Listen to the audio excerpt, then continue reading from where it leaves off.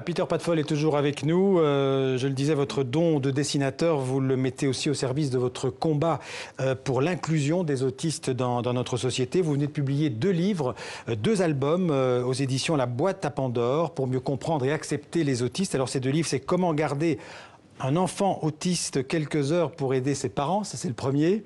Et puis Comment comprendre mon copain autiste, c'est l'histoire de Maxime et de son grand frère autiste Sacha, c'est un livre qui va sortir. Alors Peter Padfoll, il y a combien d'autistes en France? Ça touche combien de personnes? Ça touche 700 000 familles à peu près. Nous sommes dans les, ce sont les chiffres officiels, mais on sait que de toute façon l'autisme touche de plus en plus de personnes et que dans l'avenir ce sera de pire en pire au niveau des chiffres. En tout cas, ça vous touche personnellement d'ailleurs dans votre famille? Oui, tout à fait, puisque je suis donc beau-père, mais donc du coup je le vis au quotidien et je vois tout ce qu'il faut qu'on fasse, enfin le nombre de galères qu'on peut avoir.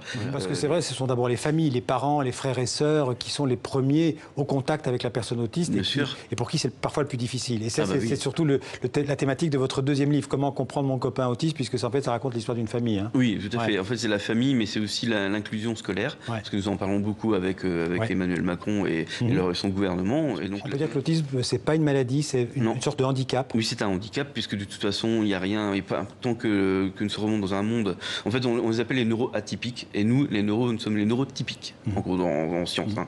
Donc du coup, le problème, c'est que c'est une différence de cerveau, c'est-à-dire qu'ils ont plus de synapses que nous, et donc du coup, ils ont une vision différente des choses. Donc en fait, il faut juste pouvoir avoir les bons gestes pour pouvoir réussir à les inclure et qu'ils se sentent bien.